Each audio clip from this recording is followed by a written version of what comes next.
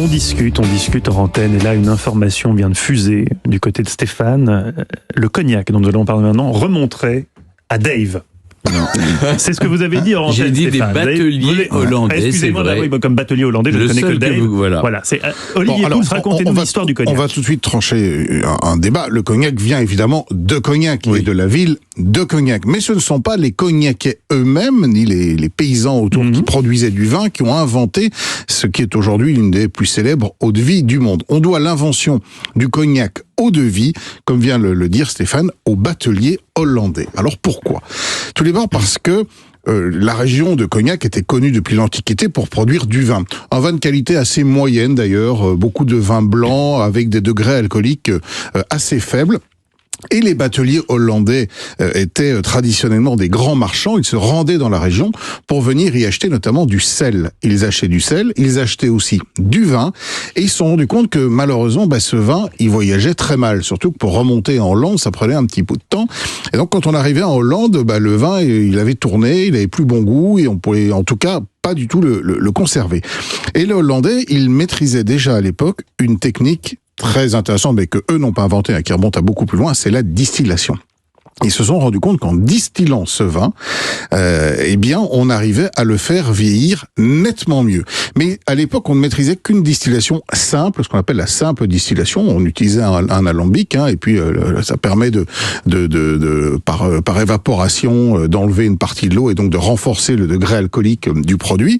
Et alors, ça a donné naissance à ce qu'on appelait le brandewijn. Et le brandewijn, c'est le brandy, le vin brûlé, qui était un vin en fait un peu plus alcoolisé que le vin classique, mais pas encore aussi alcoolisé que le cognac et pas aussi net et aussi pur dans ses arômes.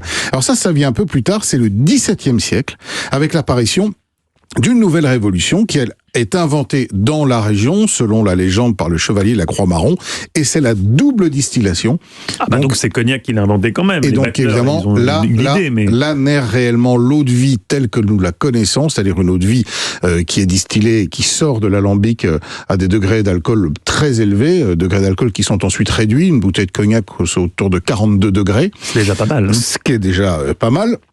Et donc, on va maîtriser de mieux en mieux cette double distillation. Et on va se rendre compte aussi d'une chose, c'est que ce cognac, quand il voyage, on le met dans des fûts.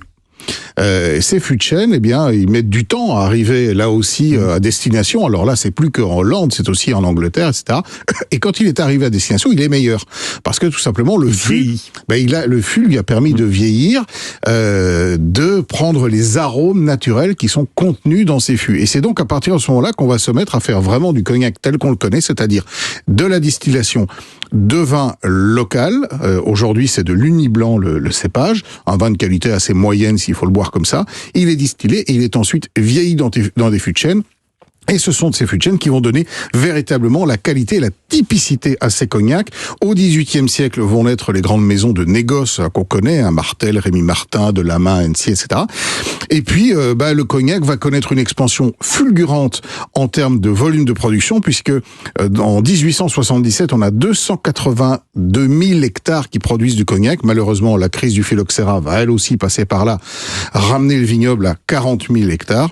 Et aujourd'hui, on est à peu près à 78 000 hectares. Il faut savoir que le cognac est exporté à 90%, notamment vers les États-Unis, vers la Chine, vers l'Angleterre. Il a connu aux États-Unis un boom incroyable lorsque les rappeurs se sont emparés du cognac. Et comme dirait David Castello-Lopez, c'était cool de boire du cognac avec des filles partiellement dénudées sur le capot d'une voiture de luxe.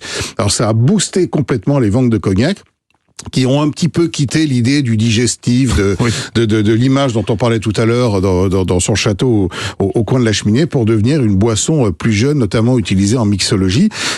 Et puis si j'ai encore un tout petit peu de temps, très rapidement, on peut déterminer la qualité des cognacs à des mentions qui figurent sur les bouteilles. Ça c'est intéressant. Voilà. Alors vous avez la mention VS, sont les cognacs les plus jeunes, toujours un assemblage de plusieurs millésimes à cognac. Donc VS, c'est minimum 2 ans, le vin le plus jeune a 2 ans. VSOP 4 ans, XO 6 ans, mais on va beaucoup plus loin. En fait, quand vous achetez du XO, vous avez dedans des eaux de vie qui peuvent avoir 30, 40, 50 ans. En tout cas, la plus c'est quoi le jeune... label pour les vieilles, là, si on veut faire un beau cadeau pour Noël? Eh bien, c'est XO. XO. Mais XO, alors vous avez après des mentions et puis après, vous avez les très flacons. vieux, hors d'âge, etc. Les flacons, le verre, etc. Si vous allez chez NC, ils vous gravent même votre flacon à votre nom. Oui, alors aujourd'hui, ça je vous rappelle tout le temps que tout le monde n'est pas vous, Stéphane. Tout le monde Non, ne mais je bénéficie sais pas de parce ce que service alors il y a un supplémentaire. truc qui coûte pas grand-chose que j'ai fait quand j'étais en tournage à Cognac. Je suis allé m'inscrire pour faire visiter des chais. Il faut aller visiter, ça c'est fantastique. Visiter la distillation de chez NC, par exemple. Ah non, et puis vous voyez tous ces fûts qui contiennent des cognacs. Les chais sur les bords de la Charente, c'est incroyable. Et vous avez des cognacs qui ont plus de 100 ans, qui sont là, et qui continuent à s'évaporer. Parce que, alors, ils servent toujours, c'est-à-dire qu'ils font des assemblages. Donc, ils font des assemblages des plus anciens aux plus jeunes. Voilà. On sent, et autant il y a des...